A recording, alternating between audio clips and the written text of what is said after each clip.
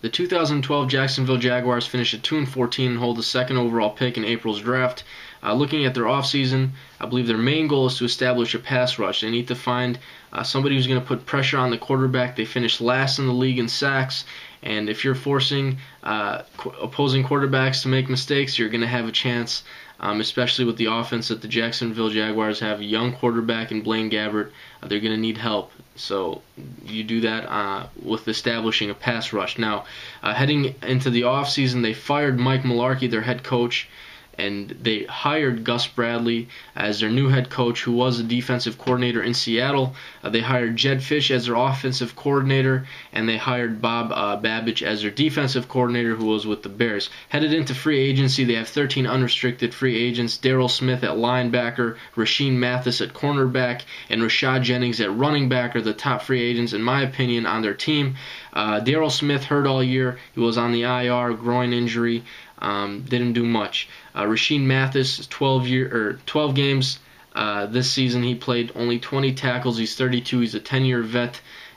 He's slowing down a little bit. They could use some cornerback help. Rashad Jennings, I believe they should re-sign Rashad Jennings. They have, believe it or not, 8 running backs on their roster right now, and I believe Rashad Jennings is number 2. Behind MJD, give him a nice compliment. I think they should hold on to Jennings and re-sign him.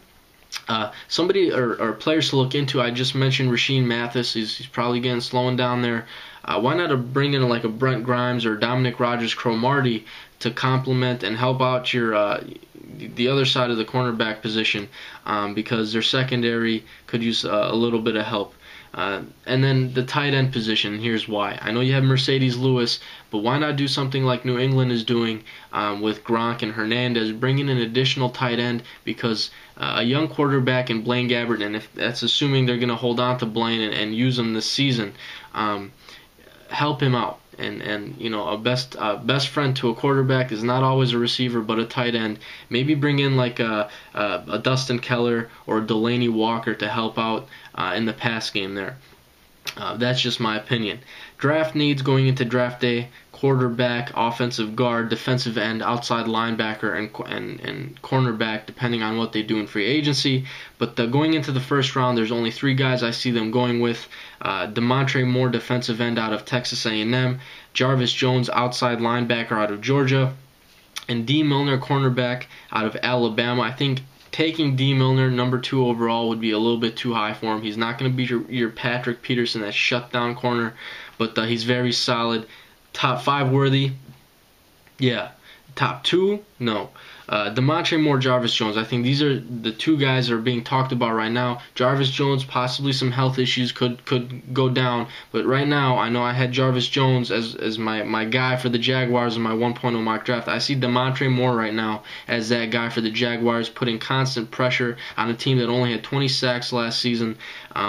You need that guy. You're going to need that guy behind a quarterback. Arguably, defensive end is that next position in the league that's going to be the highest paid because of what they do.